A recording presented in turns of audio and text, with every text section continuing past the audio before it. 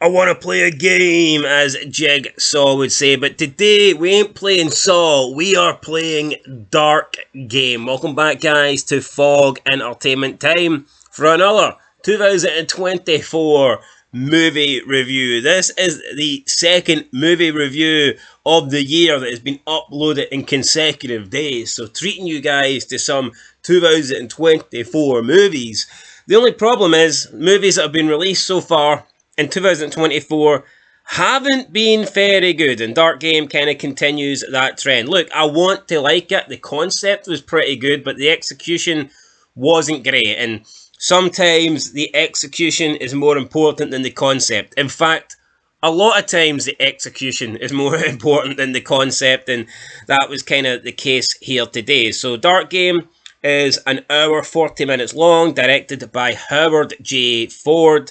It is written by Tom George, Gary Grant, and Niall Johnson, and its main star is Ed Westwick. Now, I haven't heard of any of these names, so go figure. It's a small-time movie.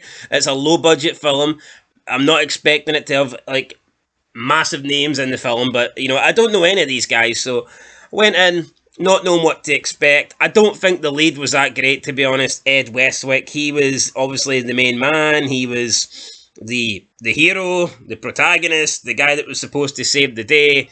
It's pretty ironic that he ends up not saving the day and he wasn't that great of a character. But we start Dark Game, and it's like some sort of game show. So we have this game host who is this psychotic guy wearing a mask. He's torturing people, killing people, and it's like a live game show where people can bet on who dies next, and they can pick how that person dies. So, I mean, it did have a little bit of Saw, but it also felt a little bit, I guess, like Condemned, the way you had viewers like tuning in worldwide to watch it. And then maybe it was a little bit like Hostel 3 as well, where you had people that were paying online to give people certain deaths. So, I mean, it definitely did implement quite a few different movies into it, but yeah, I just don't think overall it was that great. So we start with people being tortured. The first kill is some woman, unfortunately, getting her head chainsawed off. The police arrive at the location, or at least they think it's the location, but it turns out to be some barn. So it leads you to believe that we've actually caught these people, but we haven't caught these people. It's a different case, and then we get introduced to our main character, who goes by the name of Ben. So it's just generic here, Ben. No second name, or at least I don't recall his second name being mentioned, just Ben. So we got boring Ben trying to save the day. We see some Russian woman get kidnapped. She's got a young son. She's the next player to play these games. And we have more people dying, and they're being held hostage. They're being held captive. Meanwhile, Ben and his crew, you know, the police department, they have to try and find as many clues as possible. They have to try and find out where these games are taking place in order to stop it, but they can't track down anything. They can't track any IP. They can't get the location. And everybody, all the people that are paying to watch, all the people that are basically adding to the murders, you can't track them down. Their IP addresses have been hidden by this game. So Ben then has to go to prison, and he gets to speak with some convict in jail called Larch, who is like a computer expert, and they managed to get him out of jail so he can help with the investigation, try and help them track down where exactly these games are being played. I thought the character Larch, who was played by Rick Yale, he was pretty interesting. Unfortunately, though, they only get him out for a small period of time. He's only in the movie for maybe... You have the one scene where he's like, he visits him in jail, and then they get him out for like a short period, but he's back inside. He doesn't stay out for the duration of them trying to find the game for whatever reason. We get to a scene where there's two people about to be hung. The old guy, I guess, sacrifices himself for the woman, but the game show host, he doesn't like this. Chivalry is dead, according to him, so he kicks at the stool holding up the woman, and the woman dies, but he did make Ben choose. He says Ben has to choose. The guy wanted to kill himself, but Ben had to pick, so Ben chose the woman to die. And Ben chose the man to die, but the presenter was like, nah, you ain't having the choice, Ben, I'm having the choice. So he kills the woman.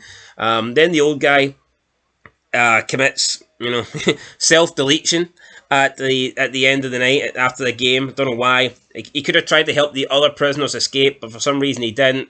And it was very frustrating because the police arrived just before the two people are about to get hung, and they think they're at the right building, but it turns out they've been sent a different location.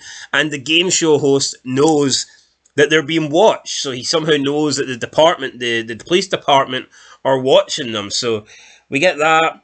Then we see Ben. He manages to track down. So the woman Katia, she was on screen. The Russian woman who just started her new job.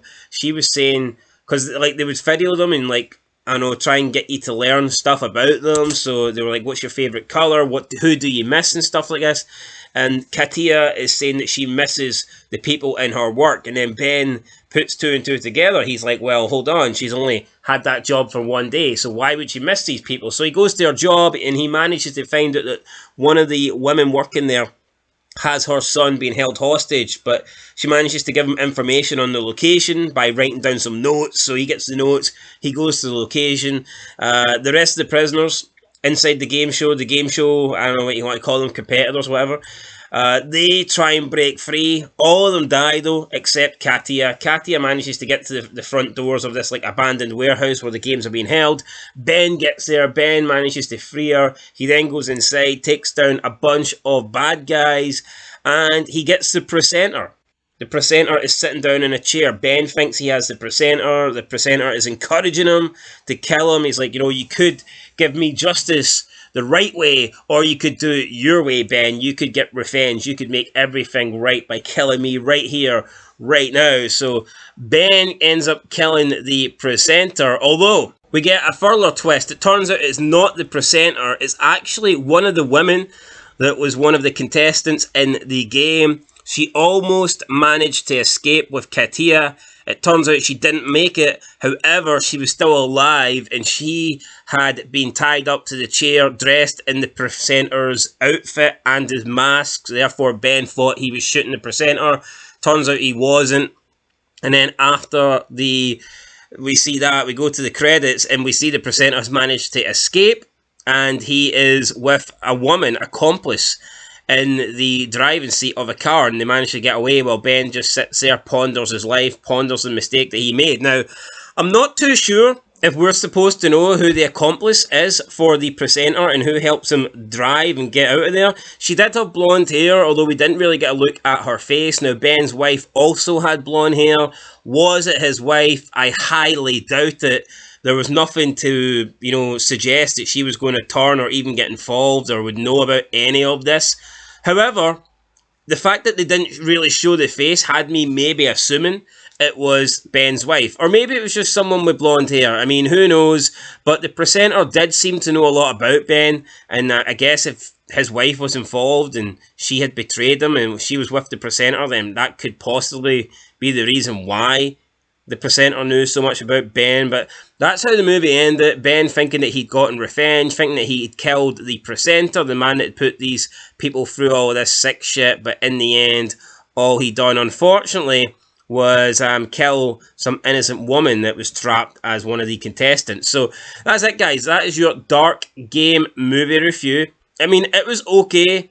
It wasn't fantastic. It wasn't great. It wasn't memorable. But the concept was good. I just thought the execution was poor. I thought the main character wasn't the greatest actor ever. But, I mean, overall, this was a decent movie. I mean, it's worth a watch, I guess. I'll give it a 5 out of 10. I thought it was okay. For me, a 5 out of 10 is average. So that's what I'm going to give this film, average. With a bigger budget, with a better cast, I mean, it could have been better. Because, like I said, the concept was good, but just the delivery of it, not so good. But anyway, guys, that's it. 5 out of 10 for Dark Game. If you want to check it out and let me know your thoughts down below, then go for it. I will see you in the next one. Till then, though, you lose, you die.